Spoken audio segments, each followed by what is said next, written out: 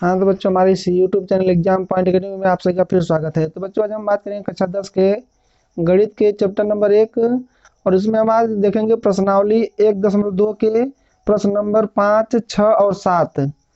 तो यहाँ पर प्रश्न नंबर 5 जो है इस प्रकार लिखा गया है, थोड़ा सा मैं इसको पढ़ के आप लोगों को बता दे रहा हूँ। और जो लिखा गया कि जांच कीजिए कि क्या किसी प्राकृतिक संख्या n के लिए संख्या 6 के घाते n पर अंक शून्य पर समाप्त हो सकती है। तो यहाँ पर हमें जांच करना है कि ये जो संख्या दे रखी है हमें, संख्या 6 के घाते n, इसका जो अंक है वो शून्य पर समाप्त हो सकता है कि नहीं। जहां पर n क्या है, जहां n एक प्राकृतिक संख्या है, n का मान हम प्राकृतिक संख्या 1, 2, 3, 4 करके हम रख सकते हैं। और हमको चेक करना है कि करने का मतलब यहाँ पर n का मान आप कुछ भी रखो तो इसका लास्ट वाला अंक शून्य हो सकता है कि नहीं। हमें यही जांच करना है।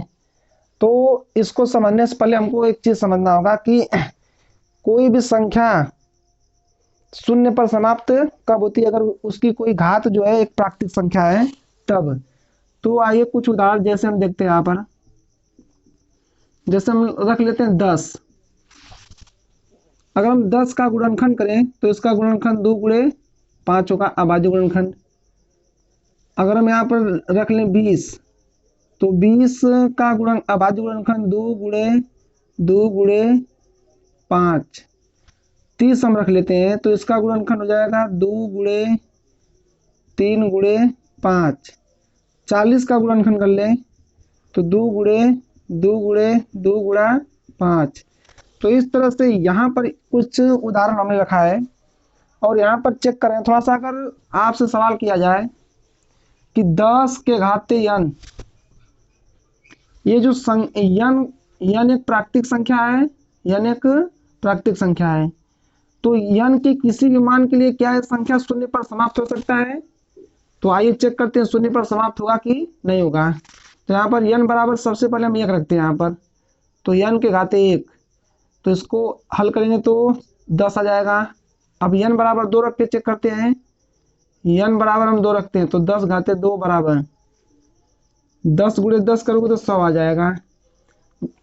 फिर n बराबर 3 रख के देखते हैं, तो इसको हम कैलकुलेशन करें तो 1000 आ जाएगा।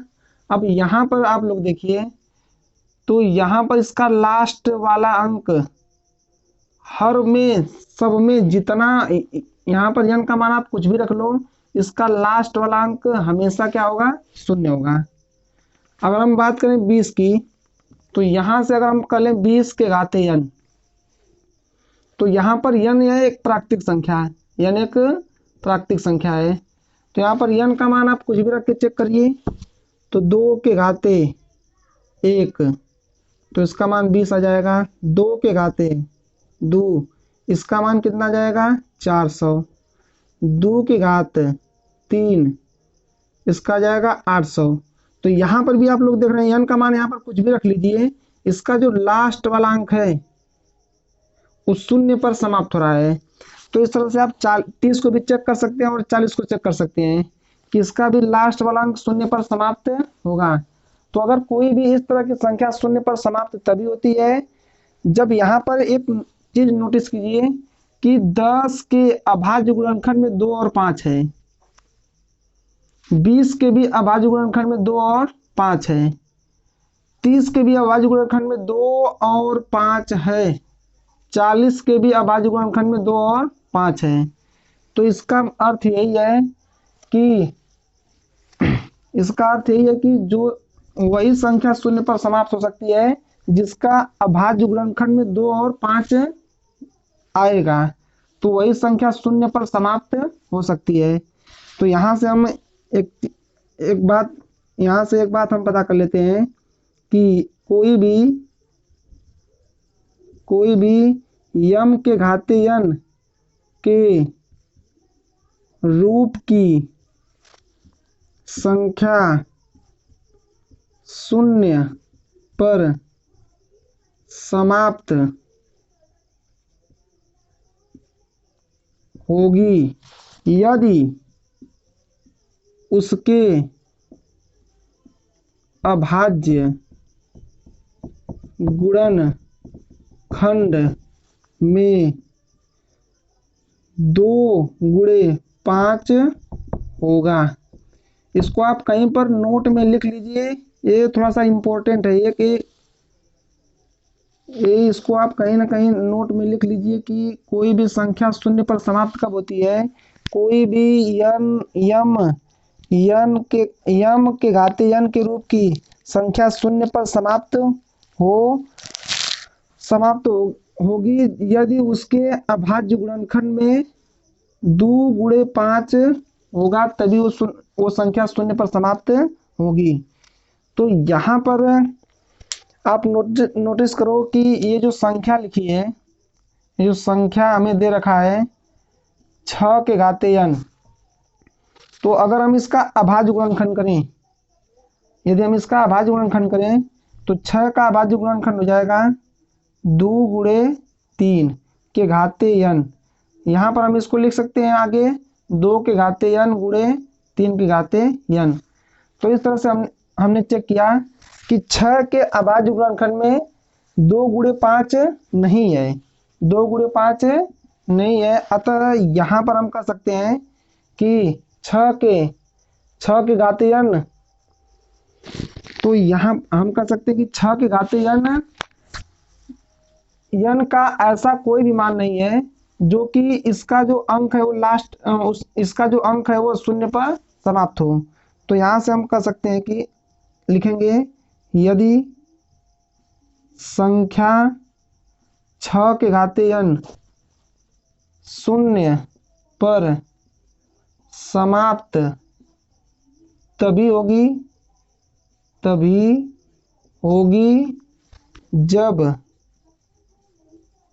इसके अभाज्य गुणनखंड में 2 × 5 हो। अतः यह संभव नहीं है। इसलिए 6 के घाते n शून्य पर समाप्त नहीं होगी। इस तरह सवाल नंबर 5 कंप्लीट हुआ कि मतलब इस टाइप के जो भी सवाल रहेंगे आप खुद से कर सकते हैं कि शून्य पर समाप्त कब होगी। तो यहाँ पर आप देख रहे हैं कि 6 के घाते n, यहाँ पर इसका जो अभाज्य गुणनखंड है वो 2 और 3 के रूप का है। तो इसीलिए यहाँ पर इसका जो आप कैलकुलेशन करोगे तो यहाँ पर n का मान आप रख करके चेक भी कर सकते हैं कि शून्य पर समाप्त होगा कि नहीं होगा। तो यहाँ पर 6 के घाते n है, यहाँ पर n बराबर, जहाँ n बराबर आप रख सकते हो 1 2 3 कोई भी संख्या रख लीजिए यहाँ पर।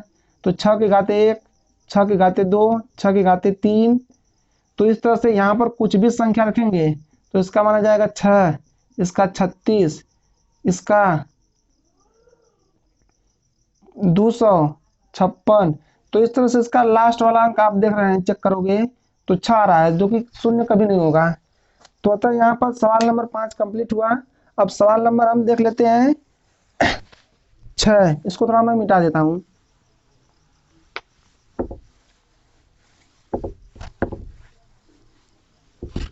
तो सवाल नंबर 6 क्या है उसको थोड़ा मैं पढ़ के बता दूं आपको लोगों को।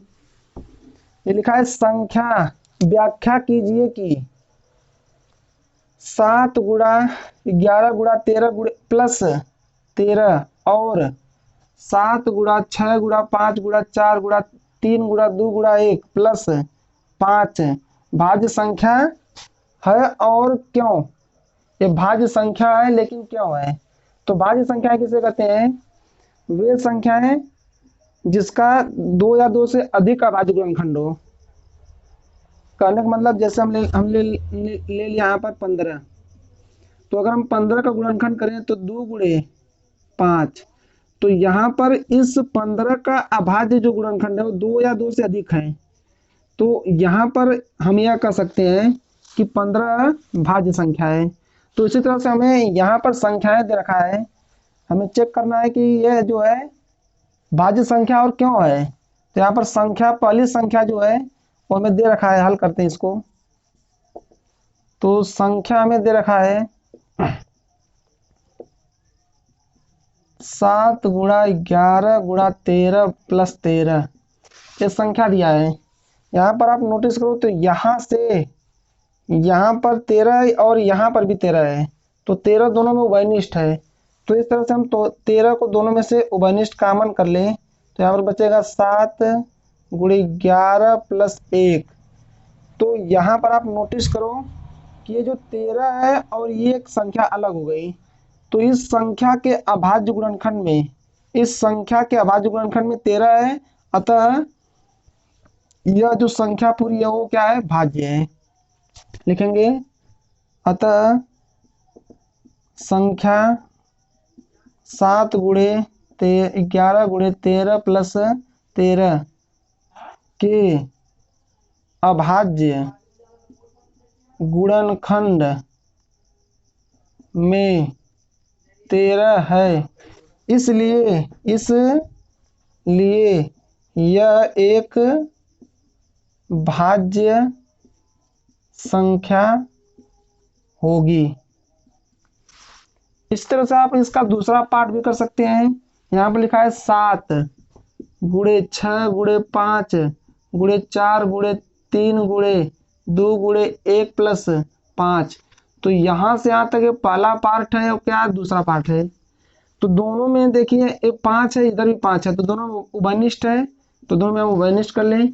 यहाँ पर बचेगा 7 गुणे 6 गुणे 5 तो उभयनिष्ठ हो गया है, बचेगा 4 गुणे 3 गुणे 2 गुणे 1 प्लस 1। तो इस तरह से यहाँ पर ये पहली संख्या हो गई और पूरी ये दूसरी संख्या हो गई जो कि गुणनफल के रूप में है। अतः हम लिख सकते हैं, अतः संख्या 7 गुणे 6 गुणे 5 गुणे 4 गुणे 3 गुणे 2 गुणे 1 प्लस 5 के अभाज्य गुणनखंड में 5 होगा, इसलिए यह एक भाज्य संख्या होगी। इस तरह से यहाँ पर सवाल नंबर 6 कंप्लीट हुआ। आइए हम देखते हैं सवाल नंबर 7। तो थोड़ा सा मैं इसको लिख लेता हूँ। सवाल नंबर, हाँ, तो सवाल नंबर 7 हमने लिख लिया है और उसको पढ़ के थोड़ा मैं बता दे रहा हूँ आप लोगों को। लिखा है किसी खेल के मैदान के चारों ओर वृत्ताकार पथ है। कहने का मतलब एक खेल का मैदान है जो एक वृत्त के आकार का है। ध्यान से समझिएगा इसको, क्या लिखा, थोड़ा सा बड़ा प्रश्न है। इसमें लिखा गया क्या गया आगे, इस मैदान का एक चक्कर लगाने में सोनिया को 18 मिनट लगते हैं। कहने का अर्थ है इसमें सोनिया को मान लीजिए इसी बिंदु से चलना प्रारंभ करती है और एक चक्कर लगाने में उसको सोनिया को 18 मिनट लगते हैं। 18 मिनट लगते हैं। इसी मैदान का एक चक्कर लगाने में रवि को 12 मिनट लगता है और इसी का एक चक्कर पूरा करने में रवि को जो है 12 मिनट लगता है। मान लीजिए वे दोनों एक ही स्थान, मान लीजिए कि दोनों एक ही स्थान, मान लीजिए यहाँ से बिंदु ए से सोनिया भी और रवि भी, मान लीजिए वे दोनों एक ही स्थान और एक ही समय चलना प्रारंभ करके एक ही दिशा में चलते हैं। कहने का मतलब अगर मान लीजिए सोनिया भी इधर चल रही है और रवि भी इसी दिशा में और सेम समय पर एक ही दिशा में चल रहे हैं, तो पूछा कि कितने समय बाद वे पुनः प्रारंभिक स्थान पर मिलेंगे। कहने का मतलब घूमते हुए कितने समय बाद फिर बिंदु ए पर मिलेंगे। तो अतः यहाँ पर लिखेंगे कि सोनिया वृत्त का एक चक्कर पूरा करने में कितना समय ले रही है? 18 समय। एक चक्कर पूरा करने में 18 मिनट ले रही है, 18 मिनट। और रवि 12 मिनट ले रहा है। तो कितने समय बाद दोनों फिर बिंदु ए पर मिलेंगे? तो इस तरह से हम 18 मिनट और 12 मिनट का लघुत्तम समापवर्तक ज्ञात करें तो जो आंसर आएगा लघुत्तम समापवर्तक उतने समय बाद दोनों फिर बिंदु ए पर मिलेंगे। अतः यहाँ से हमको क्या करना पड़ेगा कि 18 और 12 का लघुत्तम समापवर्तक ज्ञात करना होगा। तो इस तरह से हम क्या करेंगे कि 18 का हम गुणनखंड कर लें। तो 18 जो है 2 से कटेगा 9 बार में, फिर 3 से कटेगा और 3 से कटेगा। तो इस तरह से यहाँ पर इसको या फिर लिख सकते हैं 2 गुणे 3 के घाते 2, ये 18 को।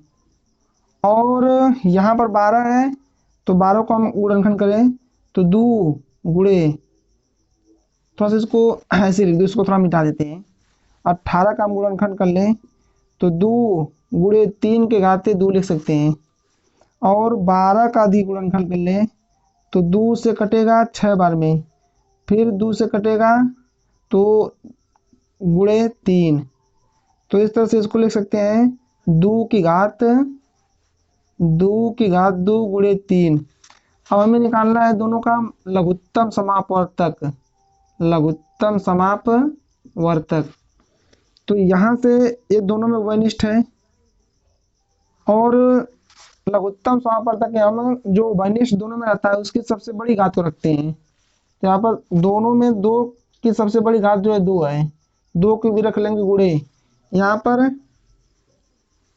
3 भी वनिष्ठ है लेकिन इसकी सबसे बड़ी घात को रखेंगे तो 3 की घाते 2 को भी रखेंगे। तो इस तरह से इसको हल करें तो यहाँ पर 2 दूना के 4, यहाँ पर 3 का 9, 9 चौका 36। तो इन दोनों का लघुत्तम समापवर्तक कितना आ गया? 36। अतः यहाँ से आंसर लिखेंगे, अतः सोनिया और रवि दोनों 36 मिनट बाद पुनः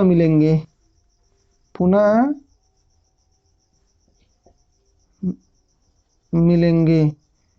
इस तरह से सवाल नंबर 7 भी कंप्लीट हुआ और इस ये प्रश्नावली पूरा कंप्लीट हुई।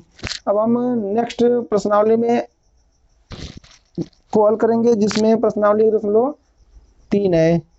तो अगर आपको ये वीडियो अच्छा लग रहा है बच्चों तो इसको ज़्यादा से ज़्यादा शेयर करो और चैनल को सब्सक्राइब करो और अपने दोस्तों के यहाँ शेयर कीजिए। थैंक यू, धन्यवाद।